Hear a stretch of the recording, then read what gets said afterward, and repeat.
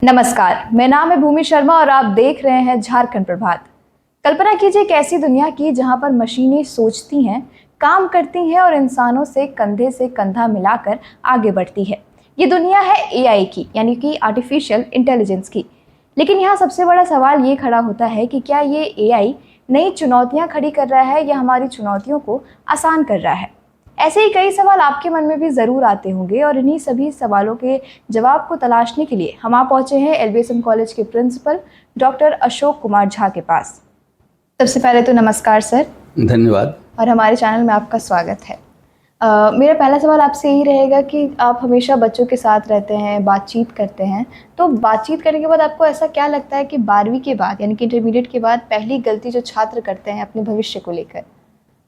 सर्वप्रथम तो झारखंड प्रभात YouTube channel को बधाई। धन्यवाद। बड़ा ही प्रासंगिक विषय को चुना है मिशन के लिए, और आपको भी भूमि जी। बच्चों के सामने चुनौतियां क्या है 12 के बाद, या गलती क्या करते हैं?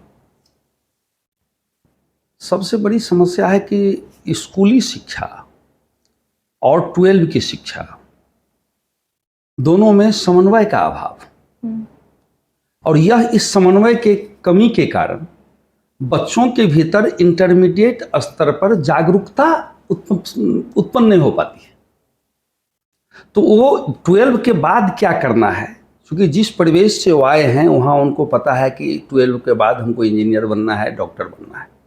इसके अलावे जो दुनिया है उसके बारे में ज़्यादा जानकारी का अभाव होना एक बड़ी समस्या है। यहाँ बच्चे गलत कर जाते हैं। अभिभावक जो हैं वे यहाँ पर उनको गाइड नहीं कर पाते। उनको भी वही पता है कि इंजीनियर बनना है, डॉक्टर बनना, नहीं तो बीए में करना है, बीए में, बीएससी में, बीकॉम में नाम लिखाना है, ये इतना ही मालूम है।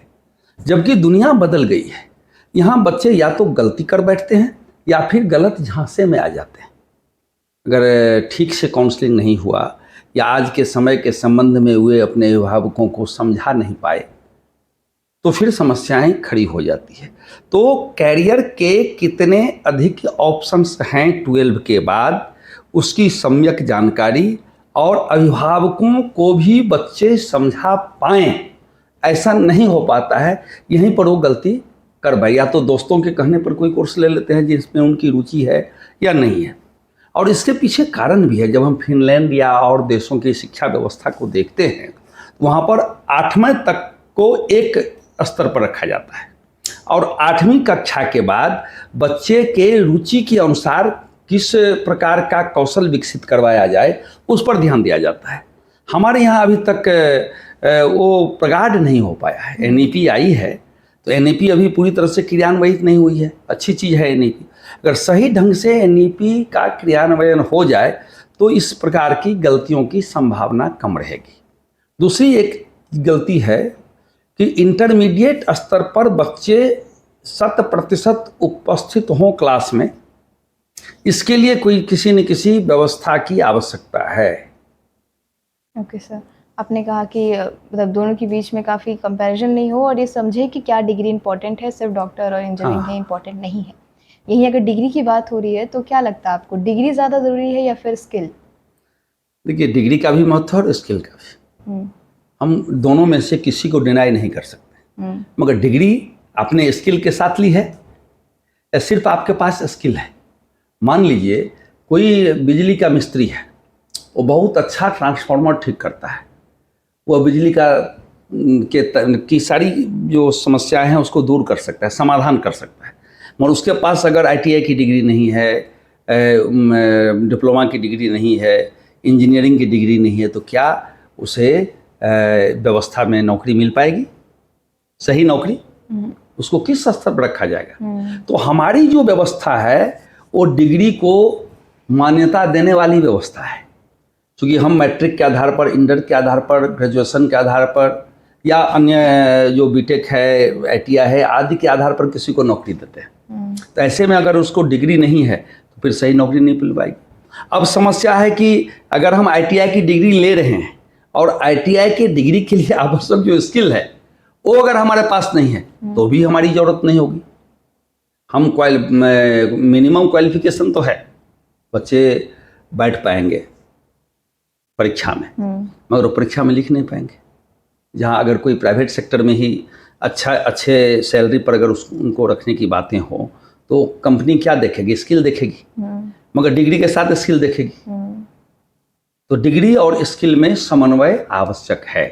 इस संबंध में ज़्यादा काम करने की ज़रूरत है, उस मानसिकता बदलने की ज़रूरत है, क्योंकि हमारी जो नीतियाँ बनती है वो कहीं न कहीं महानगर केंद्रित होते हैं या राजधानी केंद्रित होते हैं, क्योंकि नीतियों को स्वरूप देने वाले जो होते हैं शीर्ष पर, वो जिस परिवेश में रहते हैं उस परिवेश को समझ के नीतियाँ बनती हैं, मगर उसका इंफ्रास्ट्रक्चर नीचे स्तर तक है या नहीं है ये पता नहीं चलता। इसलिए यह गैप ज़्यादा बड़ा दिख रहा है, क्योंकि भारत देश में जितने विश्वविद्यालय हैं और जितने कॉलेज हैं या जितने तकनीकी संस्थान हैं, सभी तो डिग्रियाँ देती है, मगर सबका इंफ्रास्ट्रक्चर एक समान नहीं है, सबके फैकल्टीज एक समान नहीं है, उतनी व्यवस्था नहीं है।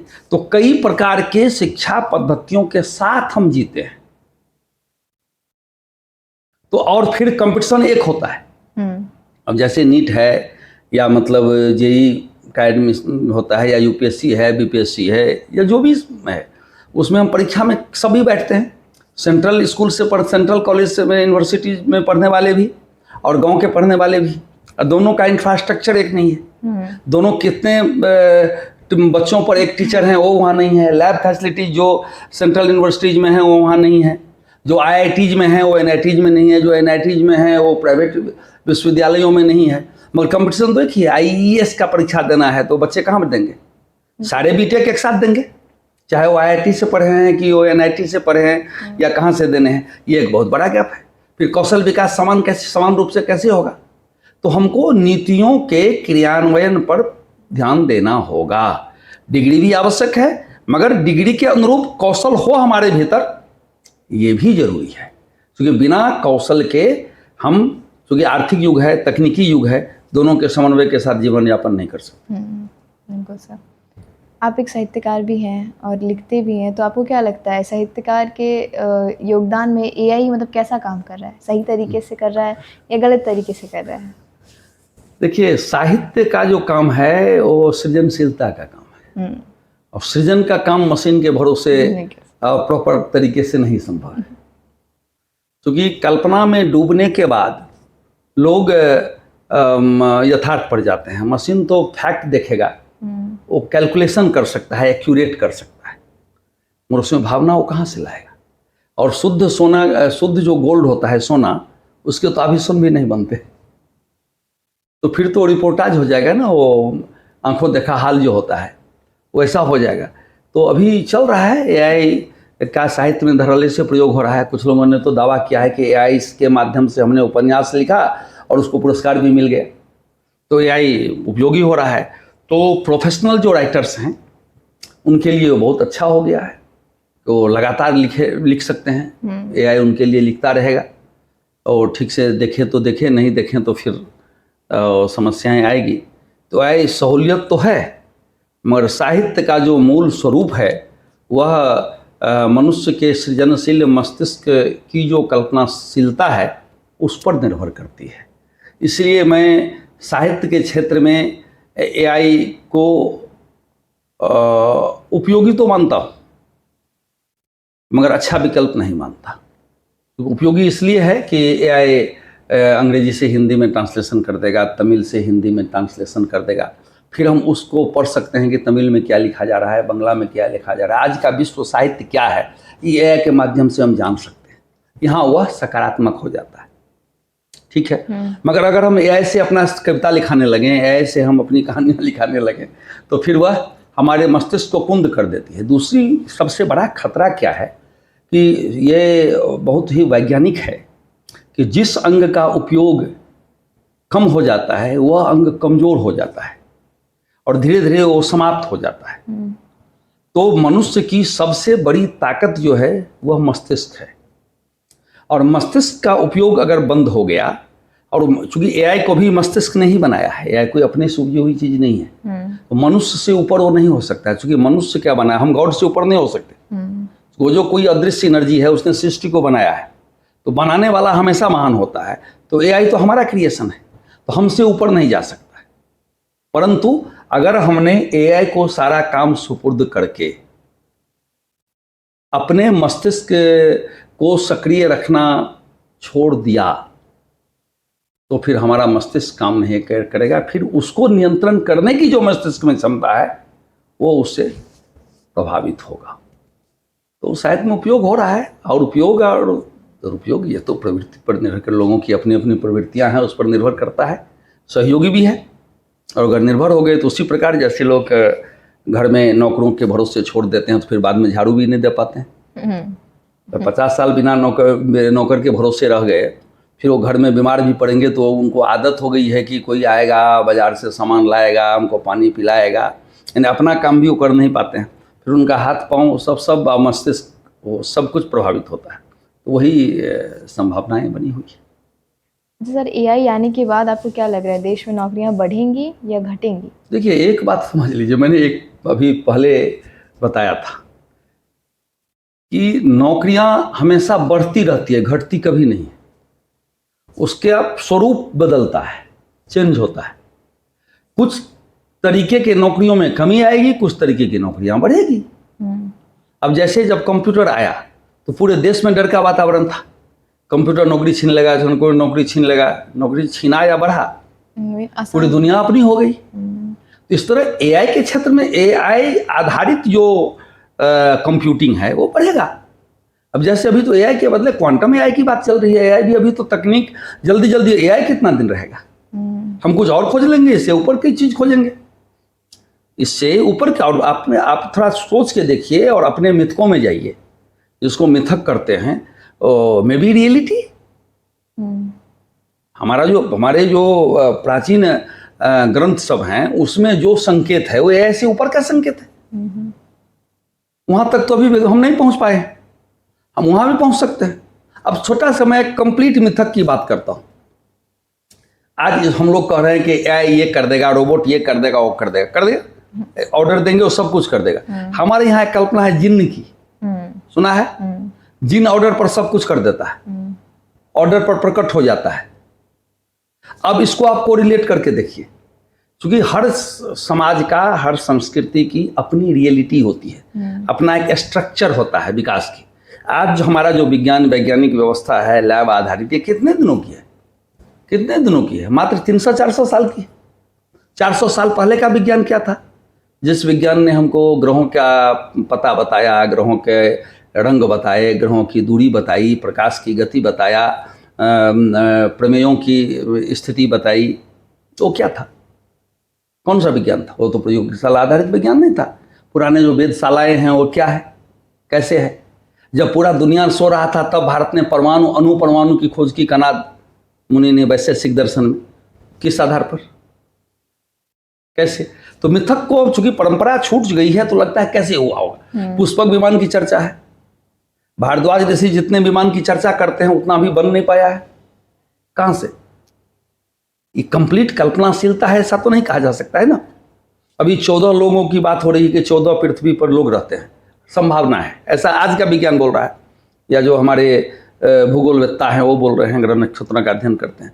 हमारे यहाँ कहता है कि नारद 14 लोग जाते थे, यात्रा करते थे, जाते थे भी आते भी थे। कैसे जाते थे, कैसे आते थे, क्या थी बातें? तो बहुत सारी चीजें, बहुत संभावना है। हम जो देखते हैं सामने आता है हम अचरज में पड़ जाते हैं। कभी संजय युद्ध का वर्णन करता है, वो आश्चर्य की बात थी, आज आश्चर्य की बात है। संजय धृतराष्ट्र को दिखा रहा है, सुना रहा है, और लाइव आज सब जगह लाइव हो रहा है। उसको मिथक कहते हैं, आज को विज्ञान कहते हैं। ये हमारी भ्रांति है, वो भी विज्ञान था। हाँ, मगर वो पर्सनलाइज्ड होता है विज्ञान। आज भी सभी देशों की स्थिति एक समान नहीं है, हमारी स्थिति भी एक समान नहीं है, हर व्यक्ति की स्थिति एक समान नहीं है। तो हमारे मस्तिष्क का जो 85% हिस्सा अनयूज्ड है, उस हिस्से की क्षमता कितनी है हमको नहीं पता है।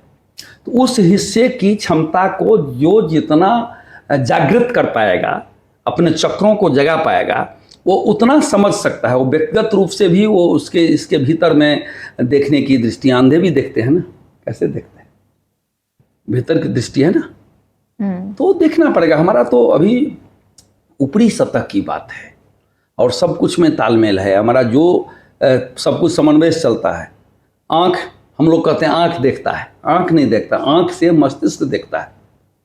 आँख देखता तो आँख बोल पाता, आँख उसको एक्सप्लेन नहीं कर सकता है। आँख तो जस्ट एक चीज़ है जो कैमरा, जैसे आपका कैमरा चल रहा होगा, वो फोटो खींच रहा है, बस उसका काम फोटो खींचना है, मगर उसको यूज तो आप लोग करेंगे।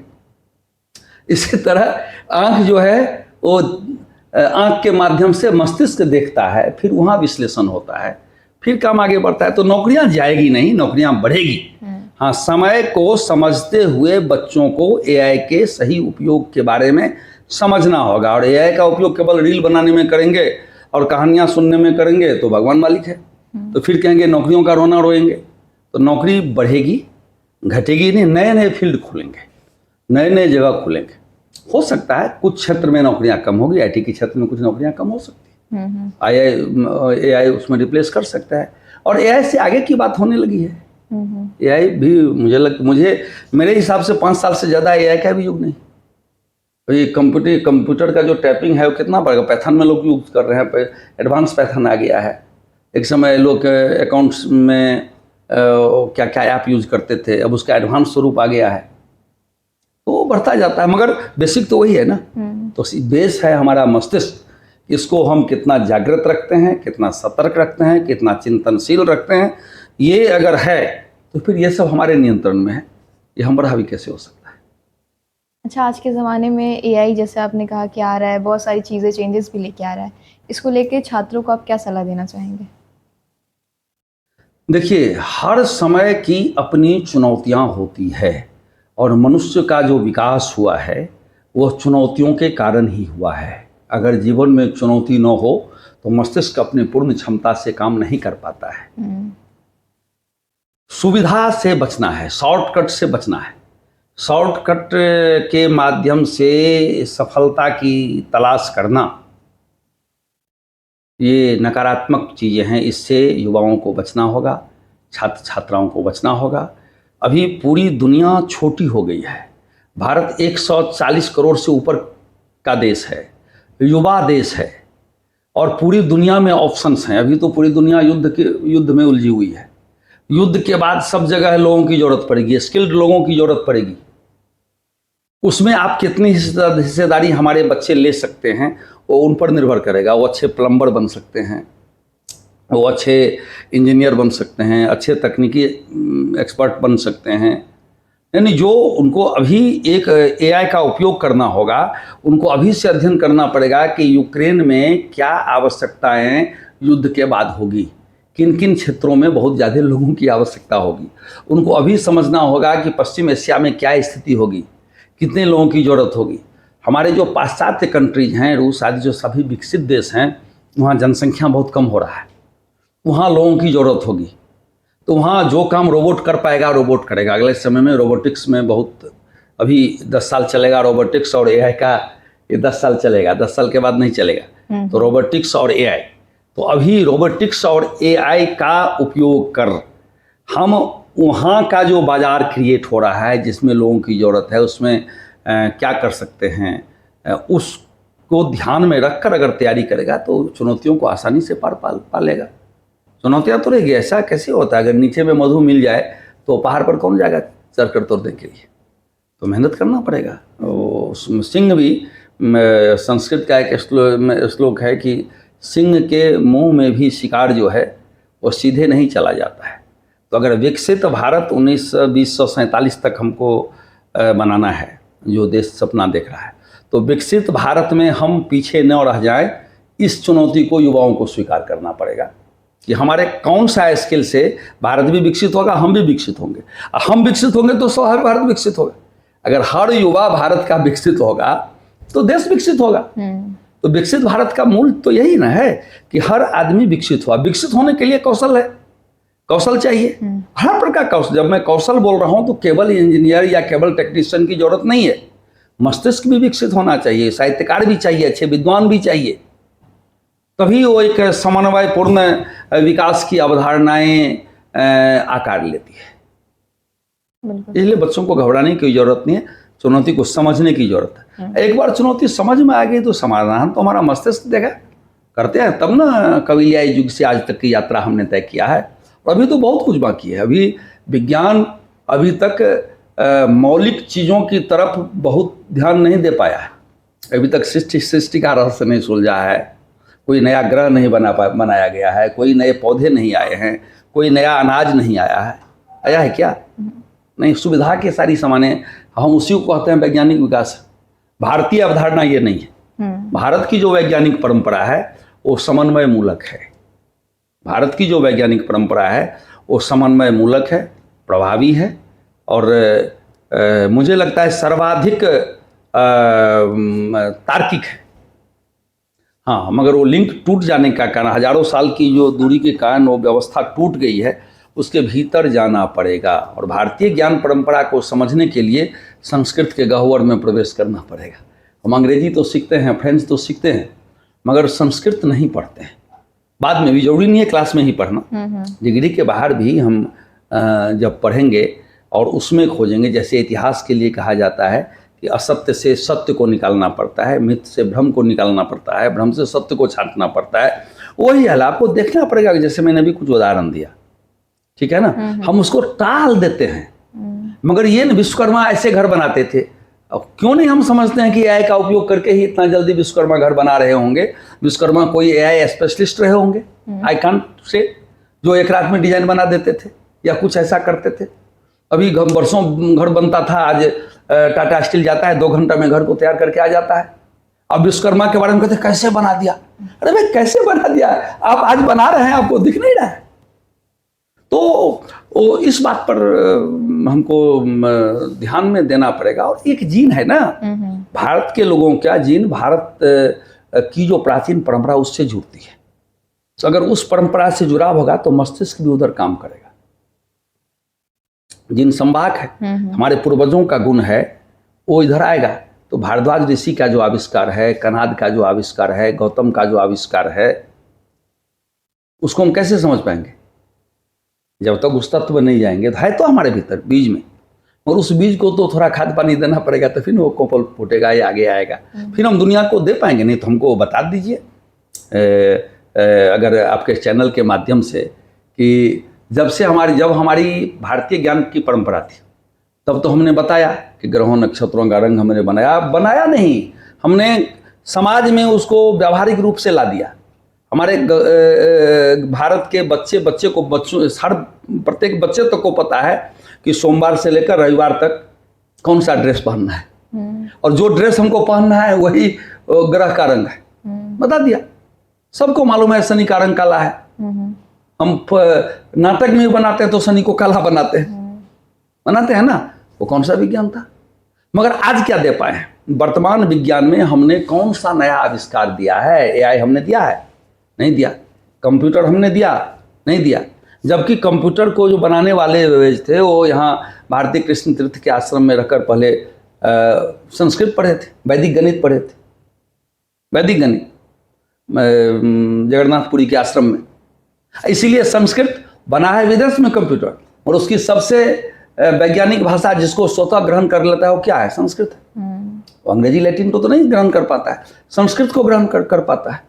तो हमको इस दृष्टि से देखना पड़ेगा कि हमने जिस दुनिया को जितने मौलिक सिद्धांत दिए, चाहे साहित्यिक क्षेत्र में हो, अस्तो मा सद्गम या वसुधैव कुटुम्बकम, है ना, ये सारा हमारा उस समय हमने दिया। आज वैश्वीकरण की बात हो रही है, हम हजारों साल पहले वसुधैव कुटुम्बकम, तो नया है क्या वैश्वीकरण? वैश्वीकरण तो नया नहीं है। तो हमको वो देखना पड़ेगा। और कोई भी देश विकसित उधार के विज्ञान पर नहीं होगा, उधार के संस्कृति से नहीं होगा, उधार के साहित्य से नहीं होगा। उसकी मौलिकता जब तक विकसित नहीं होगी, जो न्यू एजुकेशन पॉलिसी में सरकार ने डाला है, मातृभाषा के माध्यम से शिक्षा, ताकि मातृभाषा में जो शब्द हैं वो जो प्राचीन काल से आ रहा है, उसके माध्यम से बच्चों की अगर पढ़ाई होगी तो उसमें मौलिक सोच विकसित होगी। वो अनुवाद के सहारे नहीं आगे बढ़ेंगे। अनुवाद केवल अर्थबोध कराता है, अर्थ के गह्वर में प्रवेश कर उसके रहस्य से अवगत नहीं कराता है। और हम तो उस परंपरा के लोग हैं जहाँ एक शब्द के सैकड़ों अर्थ होते हैं, सैकड़ों अर्थ होते हैं एक एक शब्द के संस्कृत में। लोग किसी एक अर्थ को लेकर उसकी व्याख्या करने लगते हैं। मगर संस्कृत को समझना पड़ेगा, किस सूत्र के आधार पर कितने शब्द बनते हैं, उसके कैसे अर्थ बदल जाते हैं। यह कोई चुनौती तो अच्छी चीज़ है ना, उस चुनौती को स्वीकार कर हम अपने को विकसित करें। बिल्कुल सर। चलिए धन्यवाद सर, आपकी सारी ही बातें काफ़ी अच्छी थी AI को लेकर और बच्चों के लिए कामदायक थी। चलिए धन्यवाद।